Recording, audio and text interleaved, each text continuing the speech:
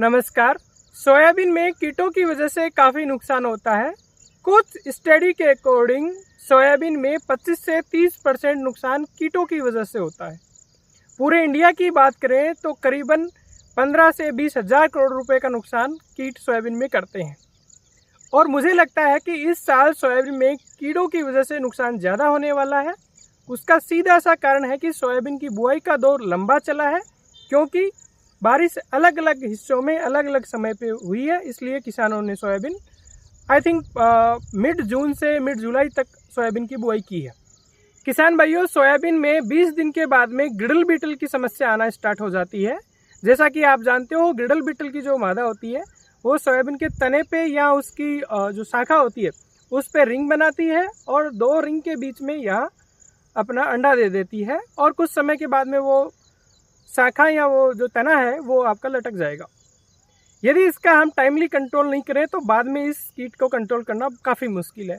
यदि इस कीट का आपके सिंपल अटैक है तो आप प्रोफेनोफोस का स्प्रे कर सकते हो या प्रोफाइलेटिक स्प्रे के रूप में, यानी कि कह दो कि कीट आने का आभास है तब हमें स्प्रे करना, तो सिंपली आप प्रोफेनोफोस का स्प्रे करें।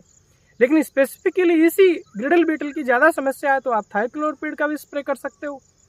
लेकिन इस स्टेज पे सोयाबीन में सिर्फ गिडल बीटल की समस्या नहीं होगी, कुछ इलिया भी आ जाती हैं, कुछ रस चूसने वाले मच्छर भी आ जाते हैं। यदि आपके गिडल बीटल, कुछ इल्ली और रस चूसने वाले कीटों की समस्या है तो आप कुछ मिक्सर प्रोडक्ट आते हैं उनका भी स्प्रे कर सकते हो, जैसे कि थायोमिथोक्साम प्लस लेमडासाइलहेलोथ्रिन या बीटासाइफ्लुथ्रिन प्लस इमिडाक्लोरपिड का स्प्रे कर सकते हो। लेकिन इन दोनों मिक्सर प्रोडक्टों का आप तभी इस्तेमाल करें जब गिडल बीटल का अटैक ज़्यादा है, मौसम साफ हो रहा है, तापमान बढ़ रहा है और इलिया और मच्छर ज़्यादा है, तभी आप स्प्रे करें, क्योंकि ये महंगे हैं। यदि ज़्यादा प्रॉब्लम नहीं है तो आप सिर्फ प्रोफेनोफॉस वगैरह का ही स्प्रे करें। इसके बाद में जैसे ही आपकी सोयाबीन 30 दिन क्रॉस करती है तो इसमें इलियाँ आना स्टार्ट हो जाती हैं। जैसा कि आप जानते हो, इसमें ग्रीन सेमी लूपर आता है जो हरे रंग की होती है, यूँ थोड़ा कर्व बना के चलती है और मेनली ये पत्तियाँ खाती है। इसके अलावा आपका तंबाकू की इल्ली आती है। तंबाकू की इल्ली का जैसे कि आप डैमेज सिम्टम जानते होंगे कि पत्ती की निचली सतह पे इसकी मादा अंडे देगी और वो जब उनसे लार्वी निकलेगी, जो आपकी इल्ली निकलेगी छोटी छोटी, उसका जबड़ा थोड़ा कमज़ोर होता है, इसलिए वो उसी पत्ती को खुर्च खुर्च के उसके हरे भाग को खाती है। वो पूरी पत्ती आपकी सफ़ेद पड़ जाएगी, जाली जाली दिखाई देगी और फिर उस पूरे पौधे में फैल के पूरे पौधे को आपका जालीनुमा बना देंगे और फिर पूरे खेत में वो आपकी इल्ली फैल जाएगी। और यदि ये फूल स्टेज पे है तो आपके फूलों पे भी काफ़ी नुकसान करती है। और आपने देखा होगा 2021 के अंदर तंबाकू की इल्ली की वजह से रक्षाबंधन के आसपास फ्लोरिंग में काफ़ी नुकसान हुआ था। फिर किसानों को ये लगा कि हमारे सोयाबीन में फूल ही नहीं आया, जबकि वो टोबैको कैटरपिलर तंबाकू की इल्ली जो थी उसकी वजह से नुकसान था। इसके अलावा सोयाबीन में चने की इल्ली आती है जो कि बहुरूपीय इल्ली हम लोग बोलते हैं, क्योंकि वो सोयाबीन की जो स्टेज होती है उसके अकॉर्डिंग, उसका सोयाबीन का जो कलर होता है उसके अकॉर्डिंग अपना कलर चेंज करती रहती है। ये भी सोयाबीन में काफ़ी नुकसान करती है। तो आपके ये इल्लियों का आपको अटैक दिखता है और ये अटैक आता ही है 30 से 50 दिन के आसपास इल्लियों का अटैक आता ही है। और उस कंडीशन में इनका अटैक आने की ज़्यादा संभावना होती है जब आपका मौसम साफ़ है, तापमान थोड़ा ज़्यादा है और वातावरण में नमी ज़्यादा है, उस केस में इल्लियाँ आती हैं। तो ऐसे में आप इमामेक्टिन का स्प्रे कर सकते हैं। इसके अलावा भी बहुत सारे कीटनाशक आपके मार्केट में उपलब्ध हैं, इनका आप स्प्रे करके इन इलियों को कंट्रोल कर सकते हो। यदि आपके अटैक थोड़ा ज़्यादा है तो आप नूआलूरोन प्लस एंडोक्साकार्ब का भी स्प्रे कर सकते हो।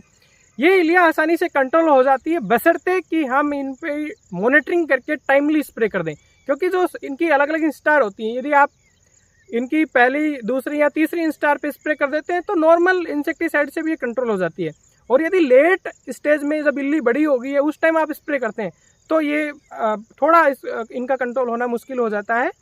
और लेट स्टेज में तो स्प्रे का बहुत तगड़ा फायदा भी नहीं होता, क्योंकि कई इंसेक्ट तो ऐसे होते हैं जो लेट स्टेज में उनकी जब इल्ली मोटी होती है तो वो खाना भी बंद कर देती है। इनके अलावा एक भारतीय सोयाबीन अनुसंधान संस्थान इंदौर की बहुत अच्छी रिकमेंडेशन है।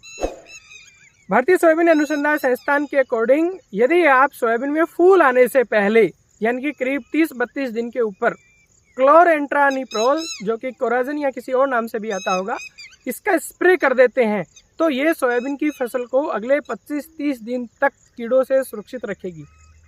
यदि सोयाबीन में 30-32 दिन पे अपन स्प्रे कर दें और 1 महीने तक कोई इंसेक्टिसाइड उसको सुरक्षित रखे तो मैं समझता हूँ 2 महीने तक आपकी फसल सुरक्षित हो गई और उसके बाद में उतना कीड़ों का अटैक आता भी नहीं है।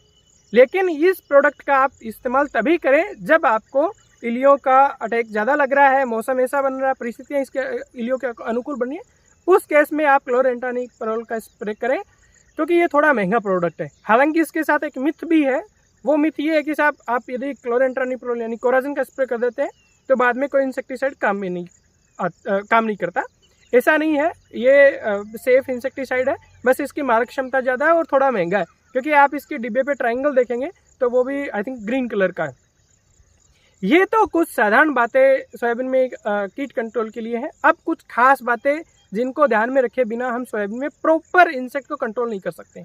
सबसे ज़रूरी बात, रेगुलर मॉनिटरिंग वो खेत के अंदर घुस के करनी है सुबह या शाम के टाइम में, क्योंकि कुछ कीड़े ऐसे होते हैं उनकी एक स्पेसिफिक स्टेज पे वो कंट्रोल होते हैं, बाद में उनको कंट्रोल करना मुश्किल होता है और वो तब तक काफ़ी डैमेज भी कर चुके होते हैं।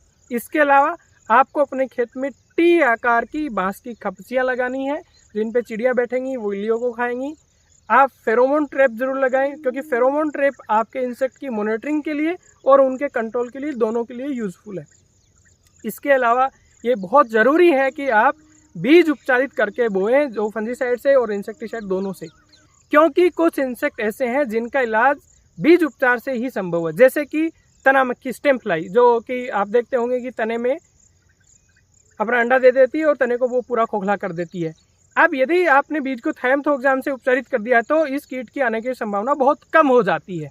अदरवाइज ये 21 दिन तक तो सोयाबीन में नुकसान कर चुका होता है। अब 21 दिन की फसल में आदमी अब स्प्रे करने की सोचता भी नहीं है और तब तक ये डैमेज कर चुकी होती है।